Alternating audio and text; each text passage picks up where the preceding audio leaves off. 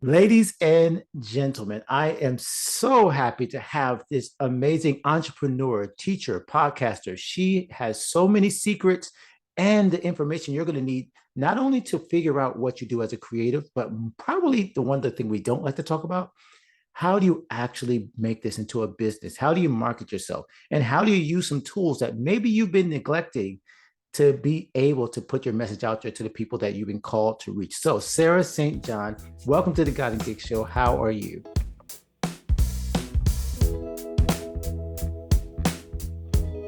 Oh, thanks so much for having me. I appreciate it. I'm doing well. What about you? I'm doing amazing. We just have been laughing off. It's always the stuff that we don't record that is like, I wish I Mm. recorded, because we were just talking about how life hits us over and over again. But you've had an amazing like span of the last 3 months or so since we got connected.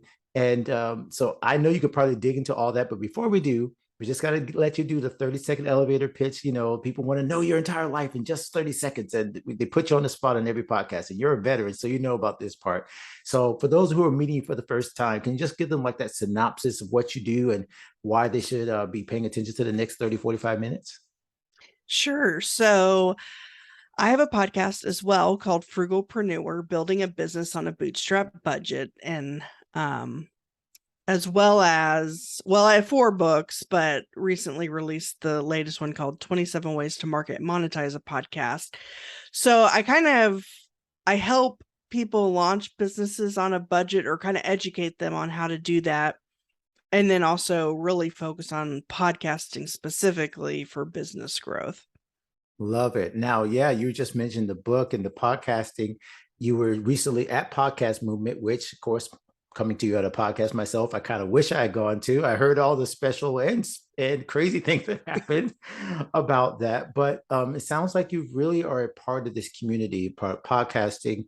What drew you to this in the first place? Like what, because this is as I've become a kind of like a podcaster, I guess you could say now. I feel like that's part of my list of things in my resume as well. So, what's the first thing that's kind of like drew you even to this field, this area of sharing your message? Why is it like, so that you feel like speaks to you where you can speak to others about it? Yeah, so it's kind of on accident in a way.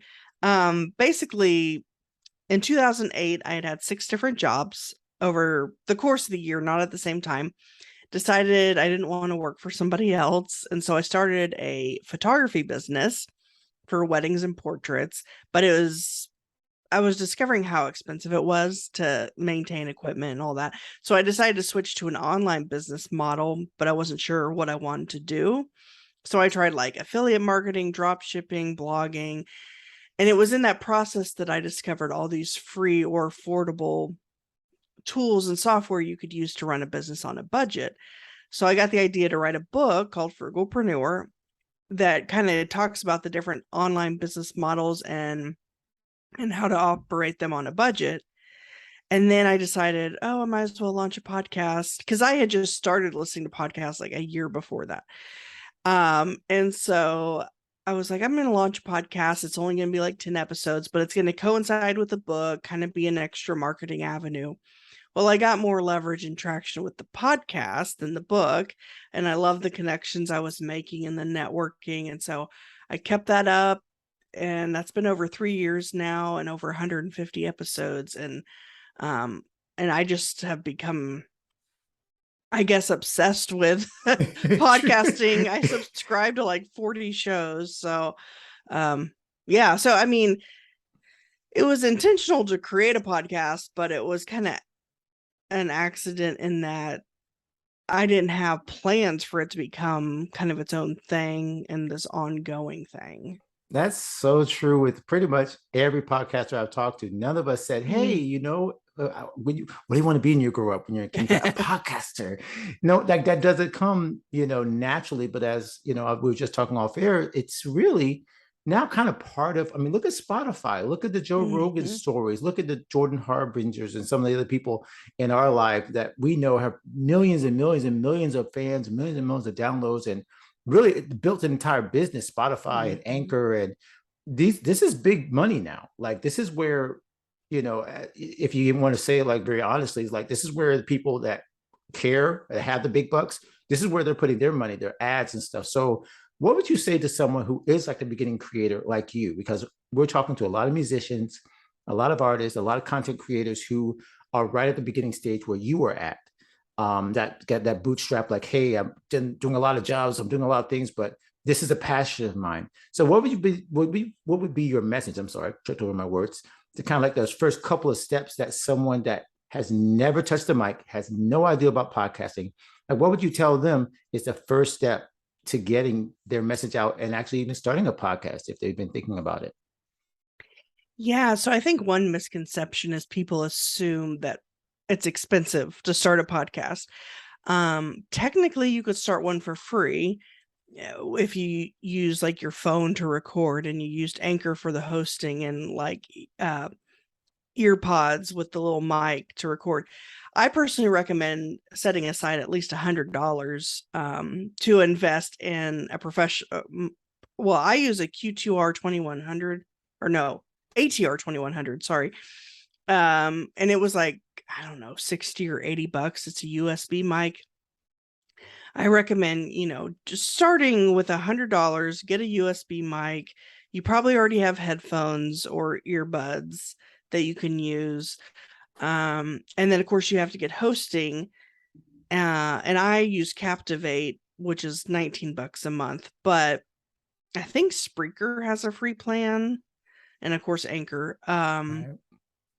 Yeah, so you can start pretty affordably and then but really focus on your niche, like niche down as much as you can, and then come up with a kind of fun or creative title, name of the show.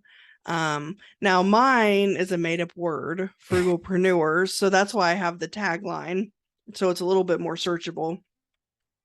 But like yours is really awesome. God and gigs. I love the alliteration there. Thank you. And it's clear that it's about faith, but also like musicians or really anyone doing any kind of like gig type of work. So I love the title. That really actually drew me in. I was like, oh, that's an awesome Yes. title. Okay.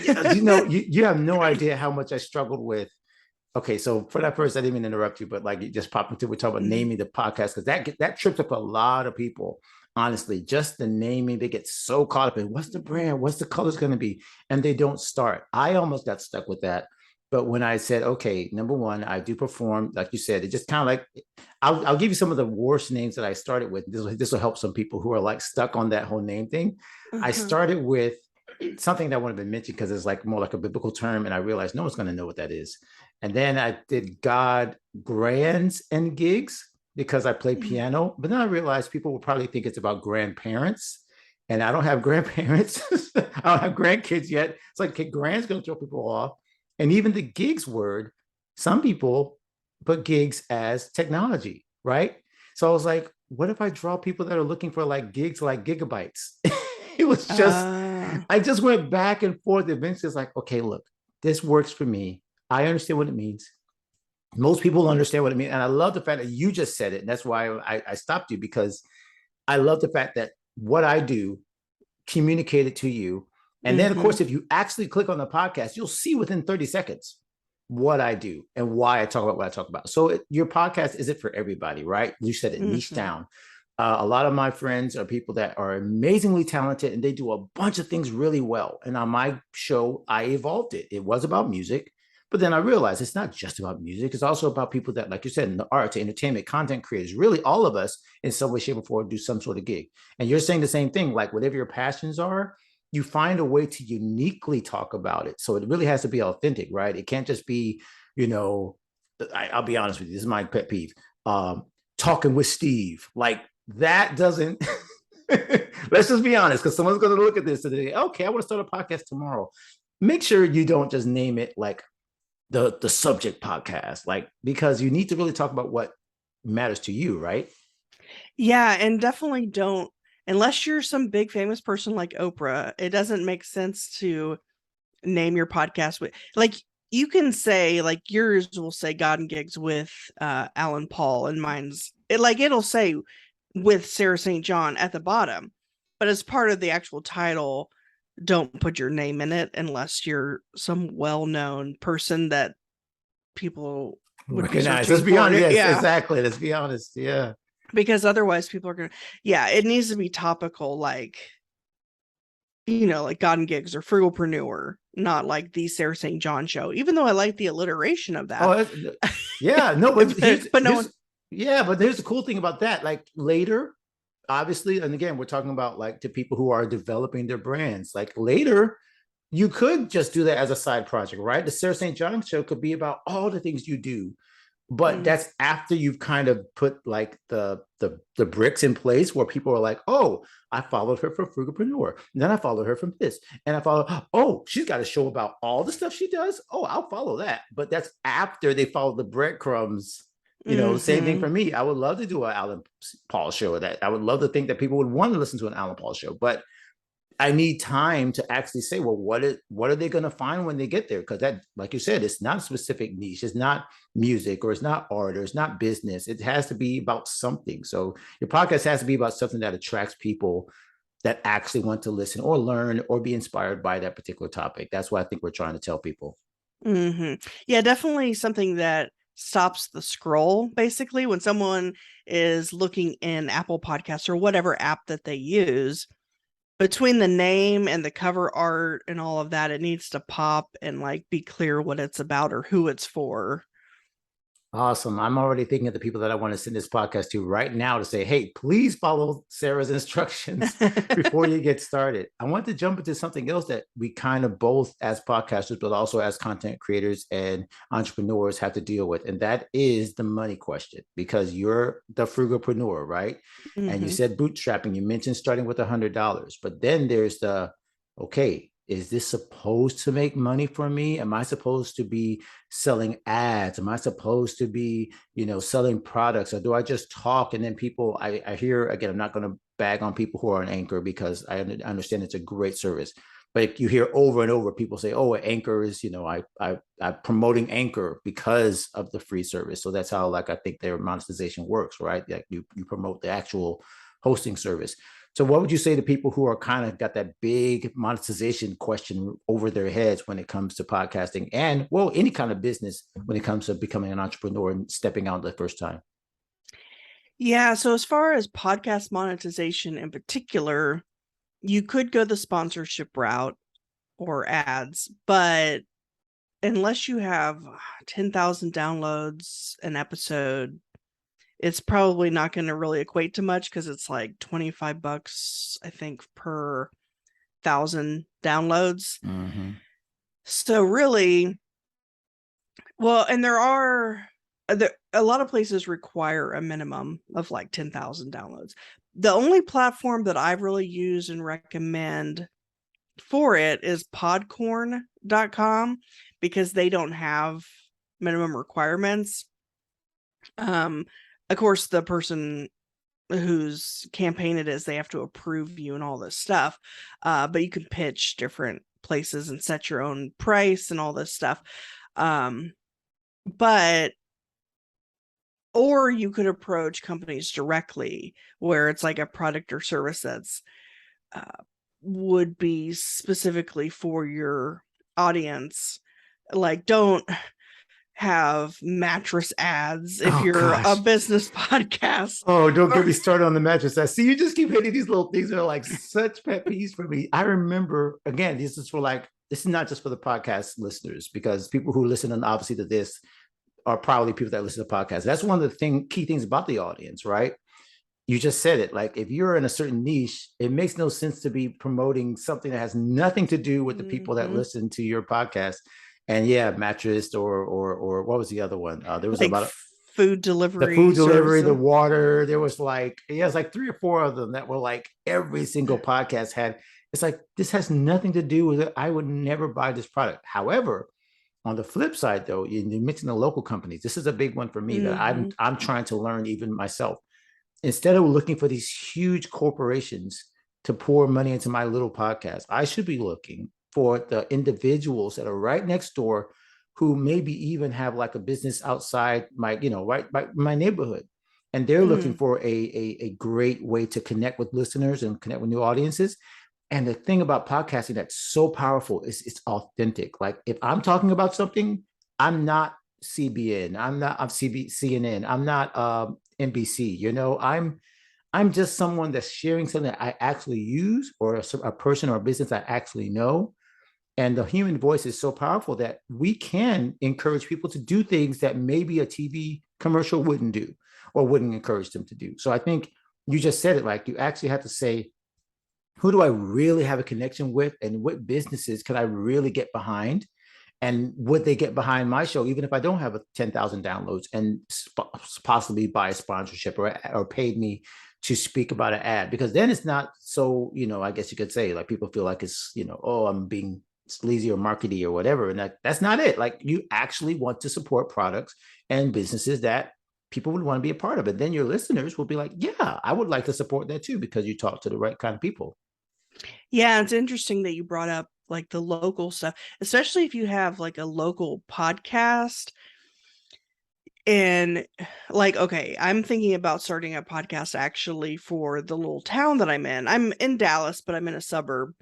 And but like it's booming and it's growing really fast. And I'm thinking about starting a podcast, but like about the different businesses in that city or that suburb, and then approaching the different businesses that I'm going to interview and see if they'd be interested in sponsoring some episodes. But I think a better way of monetizing a podcast beyond sponsorships is like if you have your own products or services or Right. coaching or consulting or courses, because a podcast is a good way for people to get to know, like, and trust you.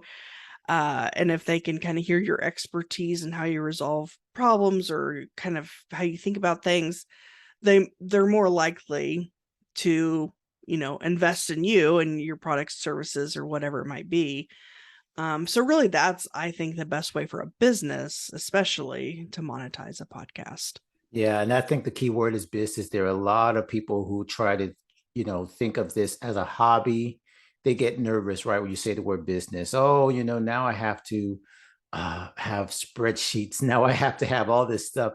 And I think it's not as much about the infrastructure. Obviously, we've mentioned the hosting, we've mentioned things like that. And here's the other part. I liken this. This is going to be a whole nother side conversation if I'm not careful.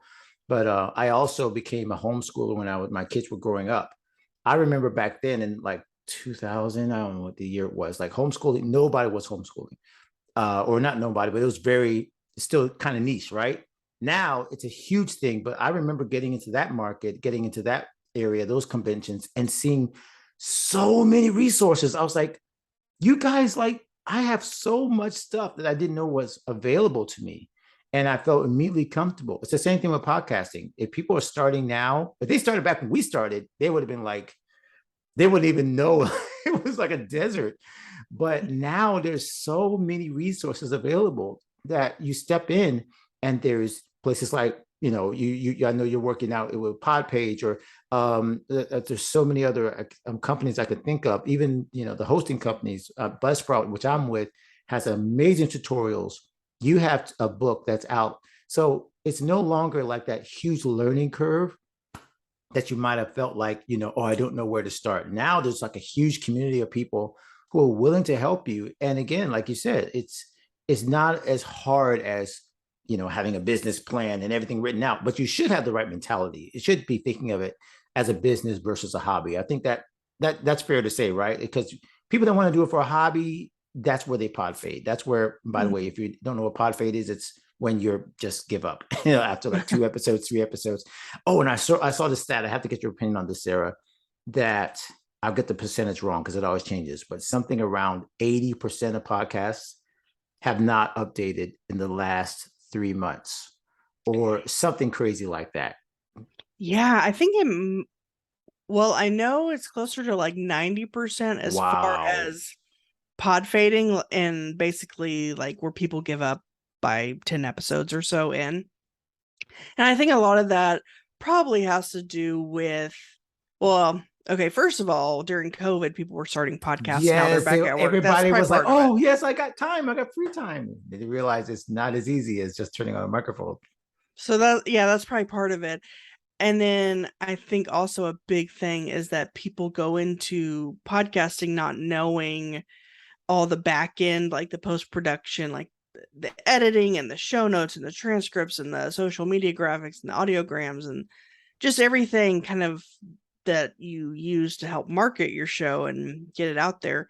And that's actually why I started. So I have a podcast production marketing agency called Podseam, Podseam, and that's what we help people with, is like keep people from pod fading. So basically they record their episode, we do all the post-production editing, but also guest management, marketing, monetization, all of that stuff.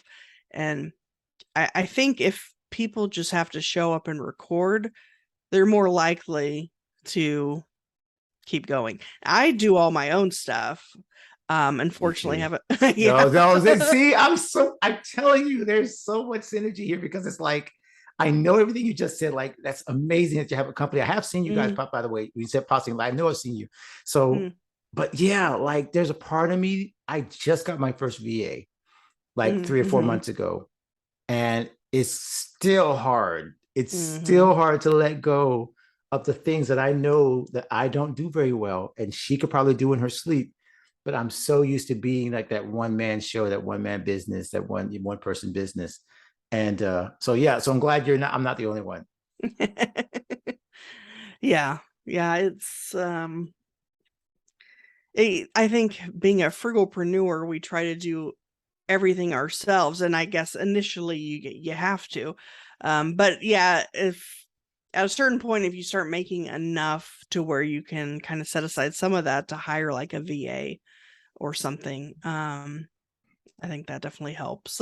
It does. Yeah, I found myself that, again, the scaling, and again, all these kind of buzzwords that come with business, it's not, again, I think we have to like separate it. Yes, podcasting and your creative career and your entrepreneurial work is a business, but it's also your life, right? So you have to kind of look at it in terms of, yes, I want to build this up, but I want to build this up so that I have time freedom, so that I have the ability to share what I care about, or make a business that actually funds what I care about, right? So maybe even your passion is something different, but your business helps fund that thing. So you do this for 3 hours, 4 hours a day, and then you can go do the thing you love for another 4 hours a day, because that thing makes money, right? So it's not always that your passion has to be the business, but at least has to be something that helps the business roll, or helps your life to move forward.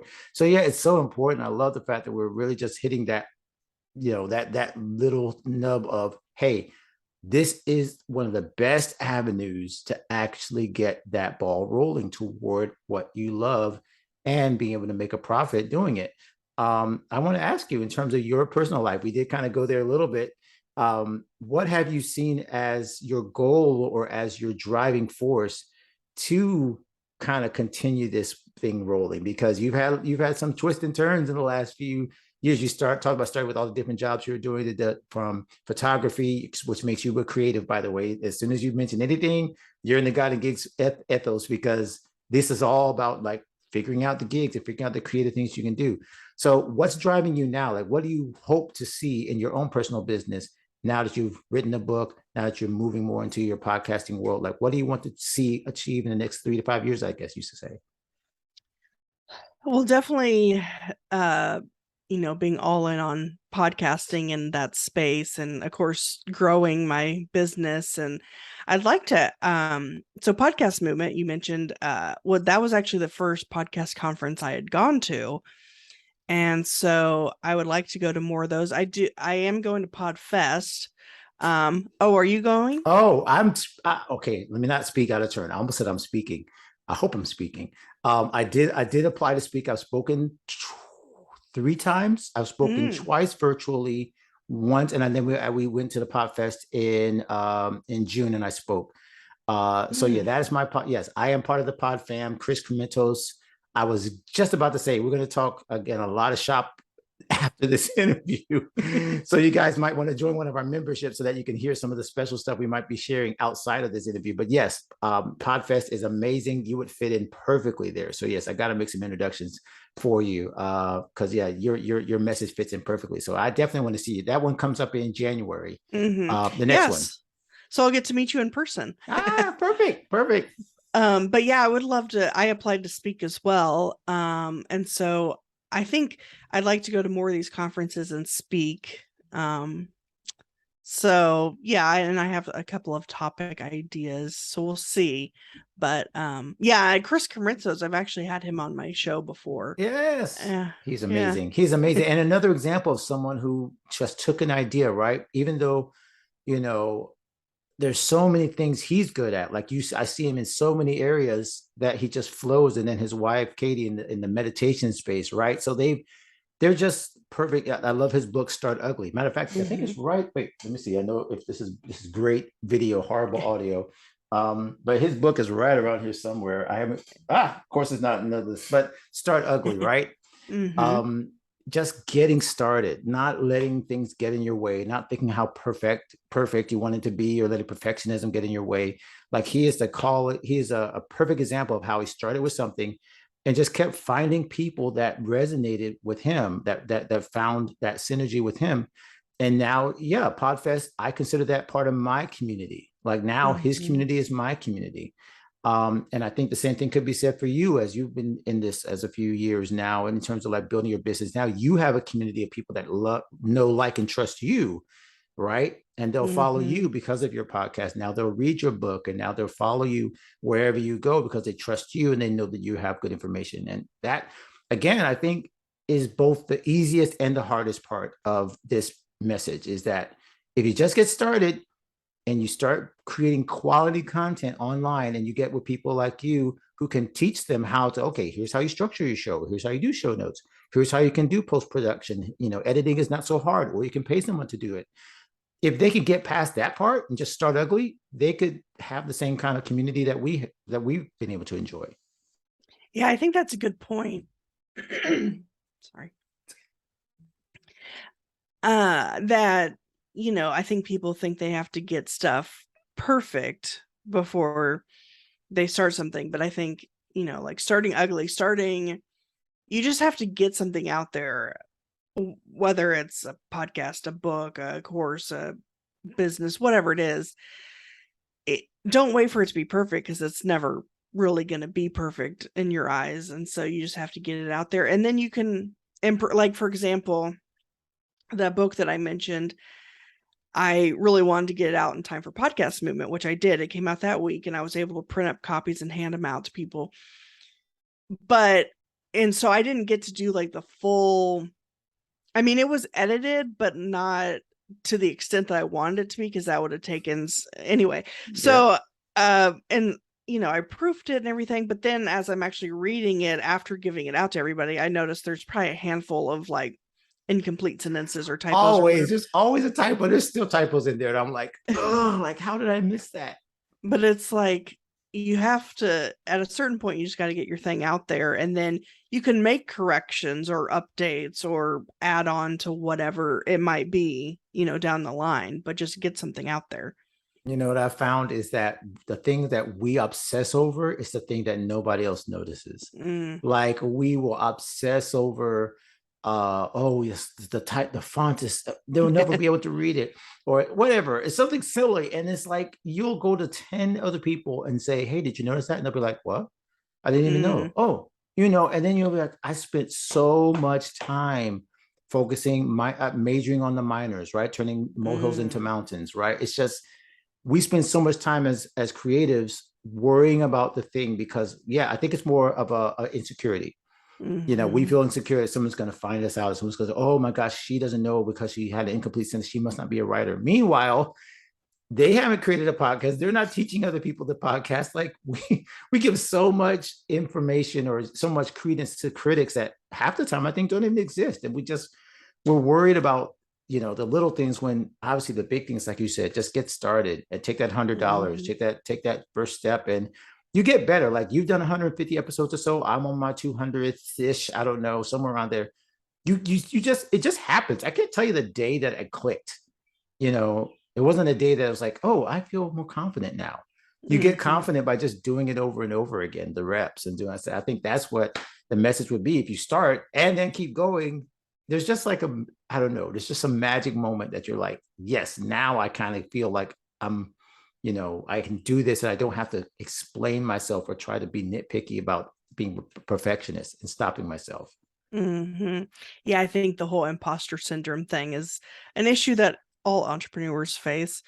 That plus shiny object syndrome, those two are Okay, just you have to talk about shiny object syndrome a little bit because podcasters are very guilty of this. Before they start their podcast, please warn them what shiny object syndrome is, because we're talking about being frugalpreneurs. You will crush yourself under the weight of the shiny object syndrome. What exactly are you talking about when you mention that?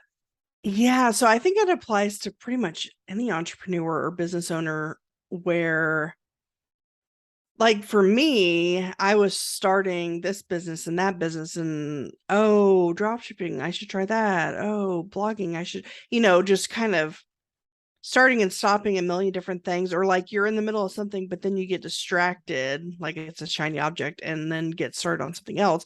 Fortunately, I finally found my thing, which is podcasting. So I don't experience that as much, but I do experience shiny object syndrome in terms of like software and stuff. I'm like, Oh yeah. ooh, maybe I should switch to this.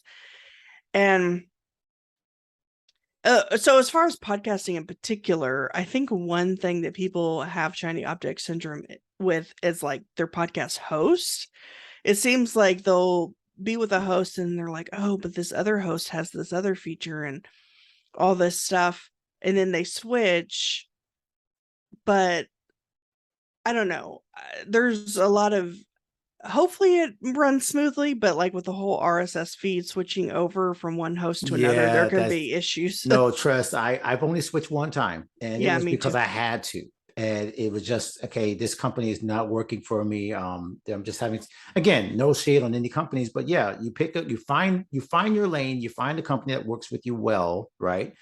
And then they're all doing pretty much the same thing. They're just so those, again, people who are just starting for the first time learning about podcasting, when we say RSS feed, that's simply the data, the stream of data that is your podcast, right? It's what you send out to Spotify, to Apple, and then most of these companies have very easy ways to make sure that all the podcast players can get your podcast. It's an open system, thank God, for most people. It's not like, exclusives to Spotify, like, some companies do, where they do like an individual show and they build the show. This is where we build our show and you can send it out to all these players.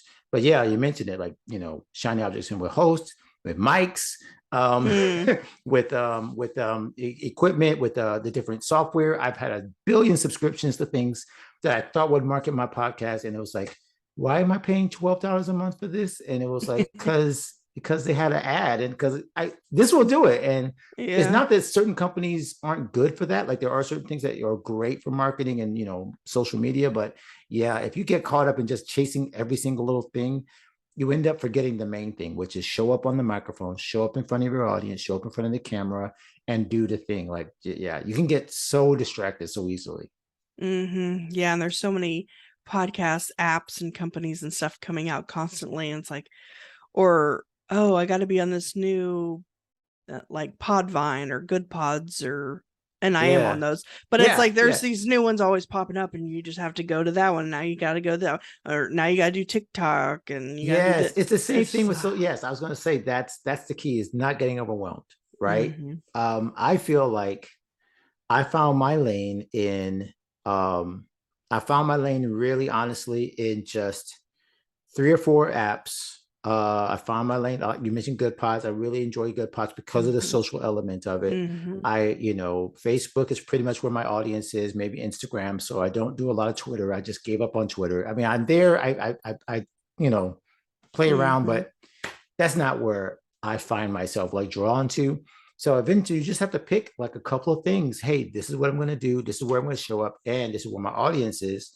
And just stay there. Yeah. Chasing every single app, you'll go crazy.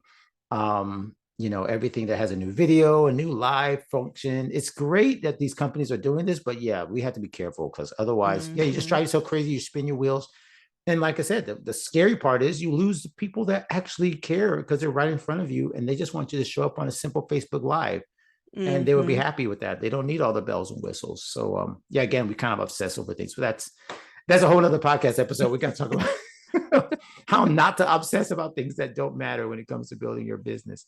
But yeah, I love this so much, Sarah. This has been a great talk. Like I really, like I said, feel like we could just go on forever. But I want to make sure that number one, you tell them how to find your book, because half the things we talked about are probably listed in those 27 things. So let's let them know how to find your book, number one, and then number two, how to stay in touch with you so that they can learn more about podcasting, maybe start their show, maybe build their show, and most importantly, see how to get their message out there. Yeah, so I actually give the book away for free at podseam.com/free book. That's PODSEAM.com. Okay, so I want to stop you right there. So free. Yeah. That's some. I'm looking at my book back here and I'm like, did I miss something? This is why I have so many books on the shelf, because I love that strategy. So listen, that's amazing. Okay, so tell them I know they can click on the link, but tell them the website one more time. Podseam.com/free book. And then if they want to check out my podcast, Frugalpreneur, wherever you're listening to this podcast, you can just search it and it should pop up. Other than that, my main website is thesarahstjohn.com. That's Sarah with an H, and then STJOHN. And that's where I am on social media too, just everywhere at the Sarah St. John.